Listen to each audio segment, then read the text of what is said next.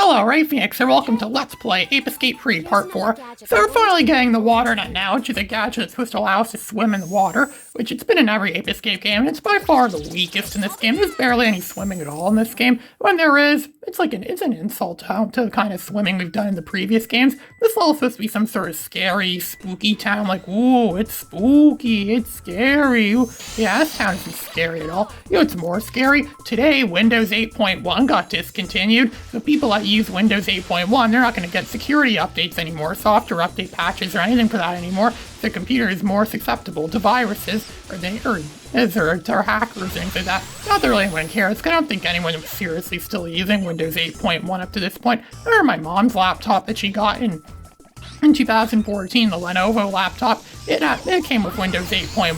I thought it was really weird. It looked like the tablet, because tablets are really big and trendy back in 2012. So they thought tablets would eventually overtake computers in terms of sale, but they didn't. And now computers are still king. They're still the top of the top now. So it aged really poorly, and no one really cared about it since. I often forget it exists now, and I'm still using Windows 10 on my main 2021 HP laptop that I'm going to make these videos with. That means I now use the oldest currently supported home version of Windows right now to make these videos. It's funny, I went from having the most recent version of Windows, within a short amount of time, I now use the oldest currently supported version of Windows. This level is pretty much just your standard stuff you see in this game. There's nothing like overly unique about this level. Sure, there's like things you could grind. There's like a carousel with monkeys that could be on it. There's bridges. There's like little mini bosses. It's just the typical standard stuff you expect to see in this game. So they're going after it's pretty much a mini boss where I notice that it's covered in those keys, those little wind-up key things there, those things you can spot out. That's actually his weakness. If you could hit him there, it's going to do the most amount of damage. Exactly what I'm doing is hitting him there. And he like flashes red, and there's like screws flying off. It really damages him. And the stun club is it's like the only real good weapon we have in this game, or one of the only good weapons for doing something. That's unless you want to morph, but unless you want not to morph, which you could morph. Morphing is a really good option here, but for some reason I just think, what's the point of morphing? I'm just going to attack him with my regular stun club, because it's just that powerful in this game. Well, it's actually, it probably is one of the best weapons we have, or the best weapon we have. It looks exactly the same as it did in Ape Escape 2, and it kind of works the same as it did in Ape Escape 2, which I'm not really surprised considering the fact that Ape Escape 3 runs on the exact same game engine that Ape Escape 2 ran on. And look, that one gave us 2 monkeys. There were 2 monkeys controlling that thing. And now they're completely stunned. So now we can also go and smash some pumpkins right here. I like smashing pumpkins. The best year to do that in is 1979. Where you can smash all the pumpkins. Despite all my rage, I can still smash all these pumpkins with my lightsaber, my magical lightsaber. It doesn't even look as lightsaber-like. It looked very lightsaber-like in the original Ape Escape. But it looks more like something a security guard at a high-tech mall would use or something like that. Imagine Paul Blart in 20 years from now might be assigned a weapon like this that he could use to smash pumpkins with, or use it to take down monkeys that overrun his mall. I'm surprised there haven't been any mall levels in any of the Ape Escape games yet. Malls are pretty big when these Ape Escape games are made, and I thought maybe Ape Escape 4 could do that, but considering the fact that malls are kind of a declining thing, a dying industry, I doubt if there ever were to be an Ape Escape 4, I doubt they're going to be making fun of malls or make mall-themed levels, because Ape Escape games seem to stay very timely, like to stick with the times. The first one used things that were cool in 1999. The first game used mailboxes that you could hit that tell you information. The second game used rotary phones, and now this game uses cell phones, like the sliding cell phones. I remember those sliding cell phones are big.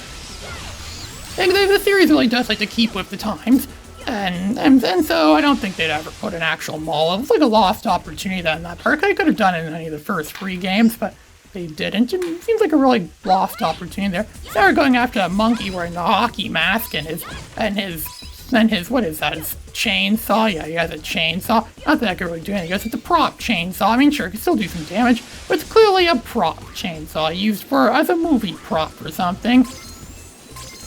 This is obviously the set of a movie. Every pretty much love in this game is a set of a movie. So we're never, and since it's all set up to be a set, we're theoretically never in any real danger in this game. We're always in the safe. We're always have it good because they use safety here. But then again, they're monkeys, and it's by Spectre. Maybe he doesn't use safety things on his film stages. I wonder how often he loses actors then. Well, the only way, well, if his actors are monkeys, the only way he could really lose them is by us capturing them, which is what we just did right there. It's the only way monkeys could really get defeated in any of these Ape Escape games is by catching them.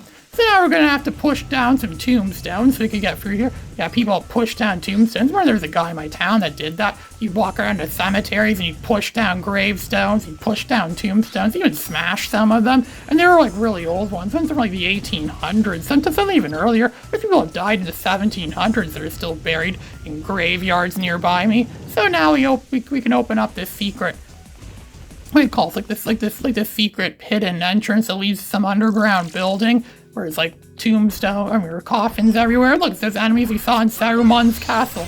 They're back in this level.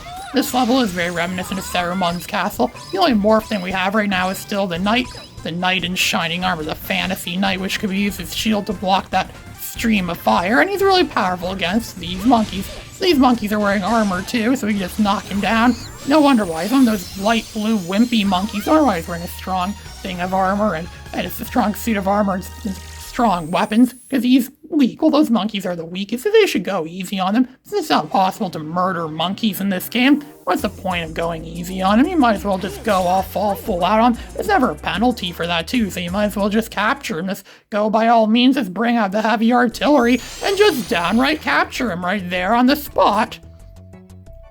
So now we're going to a fistful of bananas, the western level, the Wild West level. We're supposed to be like some spaghetti western or something. If we were to be traveling the world, we're probably going to Italy or somewhere like that where they film spaghetti westerns. Or we might come across the Spectre's ape equivalent of Clint Eastwood out here.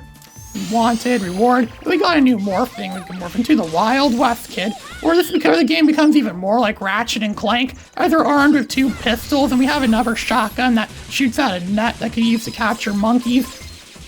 And it's like rapid fire. You have unlimited ammo, it's rapid fire. I think they've overdid a bit of the ammo stuff, but then again, it's not very effective. I don't even think they're real guns. They're probably more like BB guns. Well, they're made for the intent of stunning monkeys. That's probably why. It's probably loaded with like BB gun pellets, which don't really do much damage at all. I mean, I've been shot with BB guns before, and BB guns, they're very weak and wimpy. They don't do any damage at all against, anyone really, unless you have like maybe overly thin skin or weak skin or something like that. And this place really becomes a whole bloodbath now of enemies of these teleborgs that just stand in your way and let themselves get shot up. This is almost like something out of Scarface now, or like a Wild Western themed Scarface or something that is constantly shooting around. Oh, look, there's one monkey that escaped right there, or that didn't get captured. I mean, you just shoot him down, he's gonna land down there. I don't think he's stunned at all from that. Just go back here, and the aiming isn't always the best. It's hard to aim sometimes. But this game is heavily, just like the first, I didn't say this earlier, this is like stating obvious. This game is just like the first 2 Ape Escapes. It's highly dependent on those analog control sticks on the controller. Use the right analog stick to shoot stuff, and use the left one to move around. Pretty obvious if you know Ape Escapes 1 and 2. Kind of explained that earlier, I think, in my first 2 Ape Escape Let's Plays. The Ape Escape, what was it? Ape Escape 1 and 2, yeah. Those are the only, there's only 3 Ape Escape games in all that I plan on Let's Playing. I don't plan on doing any more Let's Plays of other Ape Escape games. But again, there actually are a lot more Ape Escape games than those free Ape Escape games. They're pretty much all spin-off games, which I don't plan on touching any of those, at least for the time being, but maybe I will eventually do Let's Plays of them, because we know we have, what else is there? I mean, I know there's Ape Escape on the Loose, which is just a PSP remake of the original Ape Escape that's formatted to be played on the PSP. And there's Ape Escape Pumped and Primed, which is like an Ape Escape party game or something like that. Like a party, but yeah, like it's kind of like Mario, what is it called, like Mario Party kind of thing, but it's Ape Escape. And then there's that one of the PlayStation Move, which is like a motion game, kind of like what a Wii game is, like a motion game, but I never had the PlayStation Move, and I was never interested in getting PlayStation Move. And Ape Escape also appeared in that what's it called, that PlayStation All-Stars Battle Royale. Well, Spike from the original Ape Escape's a playable character in that game, and its storyline is loosely based on something out of Ape Escape.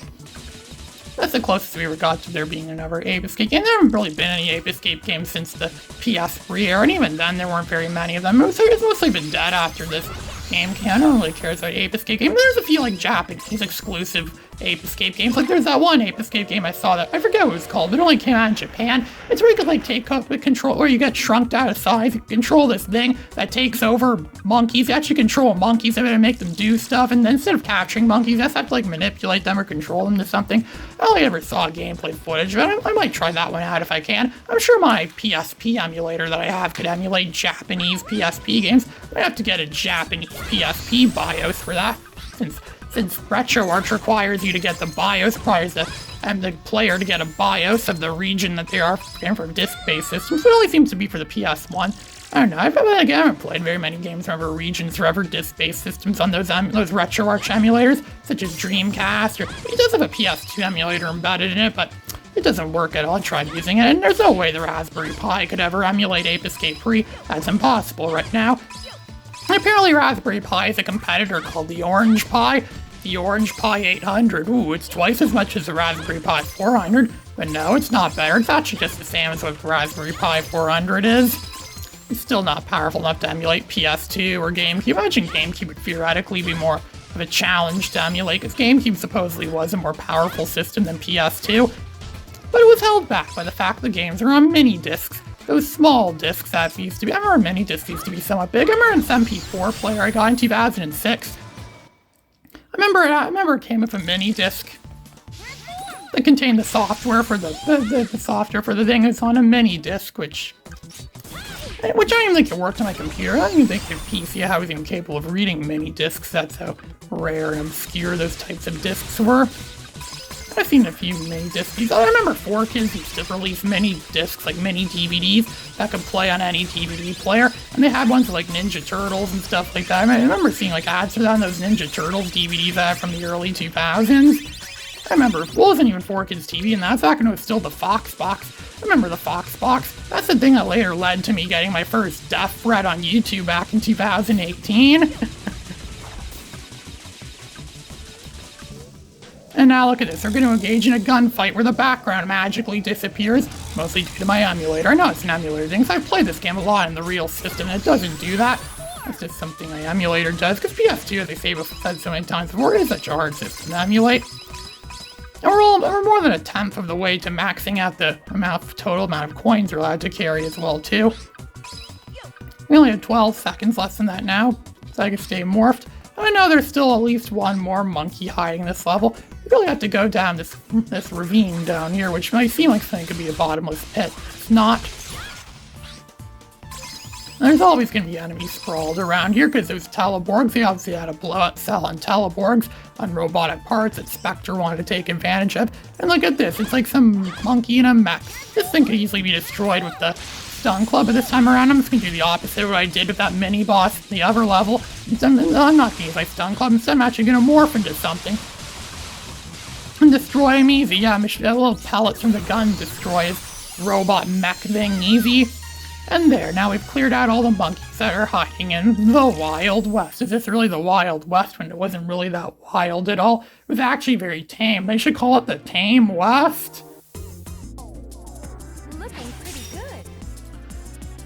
And then once we clear through, because all the morph things you morph into, they're somehow linked or connected with bosses you have to fight. So now that means they're going to have to fight another boss.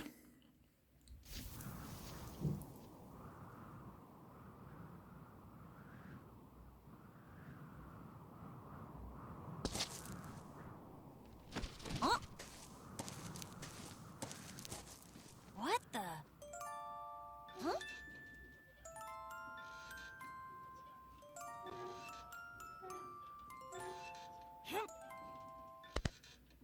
Were you looking for me, kid? Your sheriffing days are over. Ain't nobody faster than me when it comes to slapping iron, kid. Pretty sure of yourself, aren't you? You wanna try me? I'll be famous when I put you down. Then I'll ask Pink out for a date. And then...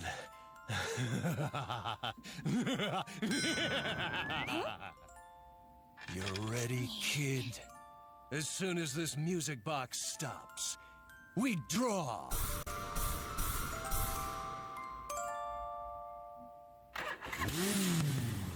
we go. And so what the next part of this Let's Play is going to be. This is Ray Phoenix signing out.